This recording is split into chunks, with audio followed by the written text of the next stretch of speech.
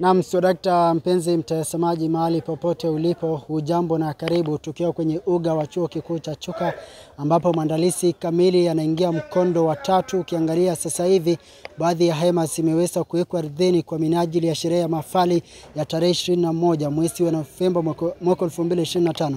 Ni sherehe ambayo itakuwa ni sherehe zaidi ya sherehe, kwani itakuwa ni sherehe ya kuweza kuwakabidhi mahafali wale mababe wa masomo mwaka 2025.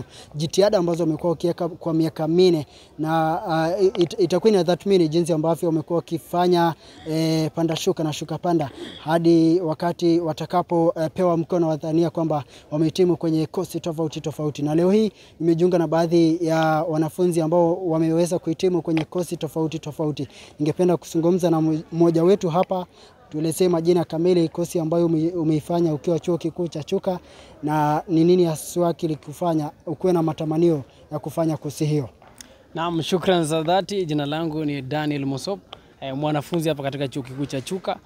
Bila shaka ninafanya kosi ya sanaa katika masuala ya Kiswahili na jiografia. Nilipojiunga na chuo kikuu cha Chuka takriban miaka 4 ilizopita, mwaka 2021, nilikuwa na ari ya kuwa mgwiji katika lugha ya Kiswahili na kubobea katika masuala ya kijiografia na masuala ya kimazingira. Naam, ndio maana yake nikaweza kujitoza katika masuala ya Kiswahili na kijiografia. Kwa hivyo masuala ya Kiswahili na masuala ya lugha ninaweza kuingamua, ninaweza kuirindima ngoma hiyo. Shukrani. Je, ni nini haswa kimekufanya uwe na matamanio ya kujua Kiswahili licha ya kwamba baadhi ya wanafunzi wengi wana msimamo tuseme msimamo hasi kuhusiana na somo hili la Kiswahili, kwamba baadhi ya wengi wanaonea somo la Kiswahili kwamba ni somo gumu, ni somo ambalo pengine haipewi kipaumbele zaidi? Na mimi ningependa kusema hivi, binafsi sipendi kuwa mfungwa, kwa sababu unajua ukipenda Kiingereza zaidi, kumbuka Kiingereza si lugha ya Afrika. Kiingereza ni lugha ya Uingereza, na sisi kama Waafrika Kiswahili kiliweza kuzaliwa hapa Afrika Mashariki. Kwa hivyo mimi niliweza kukienzi lugha ya Kiswahili na nina matumaini ya kwamba Kiswahili kitanifikisha mbali, kwa sababu hata hapa nipo mbali tayari. Na bila shaka Kiswahili ni lugha ya taifa. Kiswahili ndio lugha ambayo imeweza kutumika katika kubingirisha gurudumu la uchumi nchini Kenya. Kiswahili kimetumika hata katika masuala ya kisiasa zaidi. Kwa hivyo niliona ya kwamba kuna ile upungufu ya utafiti katika lugha ya Kiswahili, na bila shaka nikaweza kusema ya kwamba ni vizuri niweze kubobea kusoma na kuelewa lugha ya Kiswahili ili ndipoza kuweza kulisukuma gurudumu hilo na kuhakikisha kwamba taifa letu la Kenya linaweza kusonga mbele bila kukua na ile kujifunga ama kuwa na ile ndani ya kusema tunazungumza lugha ya Kiingereza zaidi, lakini lugha ya Kiingereza si kwetu. Unajua ni vigumu zaidi kuenda kule Amerika upate kwamba wanakuambia this is Kiswahili speaking zone, kwa sababu sio lugha yao. Lakini inakuwa kinaya sana kupata hapa nchini Kenya na kuambia this is English speaking zone. Kwa hivyo lugha ya Kiswahili ndio lugha ya kikwetu. Naam. Je, safari yako ya masomo ya miaka 4 imekuaje tangu ujiunge na chuo kikuu? Ni changamoto zipi ambazo zimekuandama ukiwa pale chuoni? Naam, kuwepo katika chuo kikuu si jambo la rahisi, kwa sababu kuna changamoto, kuna masuala ya hapa na pale.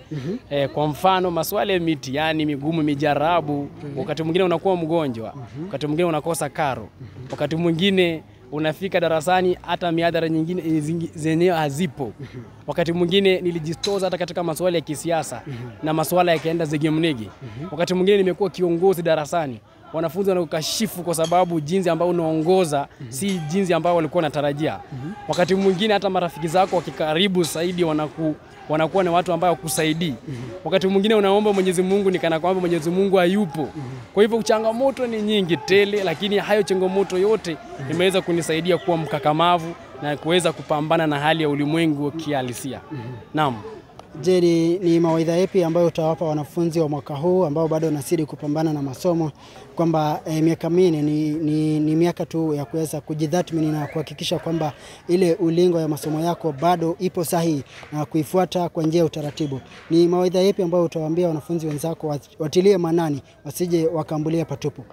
Naam, muhimu sana, kwa sababu wale wanafunzi wana safari ndefu, kwa wale wanafunzi ambao wapo mwaka wa kwanza, wa pili na wale ambao wanaelekea kumaliza.